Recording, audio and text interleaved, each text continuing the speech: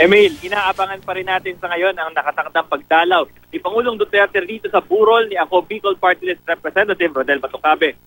Ayon naman kay PNP Chief Oscar Albayalde na nandito rin sa Legazpi at umattend ng isang conference kasama ang mga polis, tukoy na nila ang pagkakakilanlan ng 6 na persons of interest sa krimen.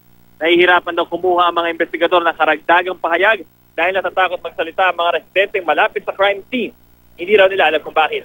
Ayon sa PNP, malamang galing sa likuran ng mga salarin at pumalo sa maraming tao. Posible rin daw nakakilala ng mga salarin ang ilang tao sa crowd. Wala rin daw koordinasyon sa PNP ang pagpunta ni Batucabe sa gift-giving activity nitong Sabado.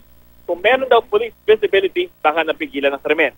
Ipinaliwanag din ni Albayalde na nakatanggap siya ng paunang impormasyon na tinanggalan ng security details si Batucabe bago siya mapaslang. Isa ito sa mga dahilan kaya niya ni-relieve agad ang ilang opisyal sa lugar. Pero sa case conference kanina, nilinaw na hindi raw tinanggalan ng security details si Batucabe at may pinoproseso pa raw ng 2 karagdagang police na escort. Tiniyak din ni Albayalde na hindi magkakaroon ng whitewash o fall guy sa krimen. Bumisita rin si Albayalde sa burol ng napatay na police escort ni Batucabe na si SPO1 Orlando Diaz sa Ligao City.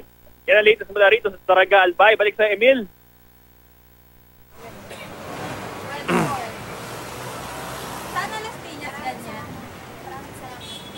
Maraming salamat, Pam Alegre.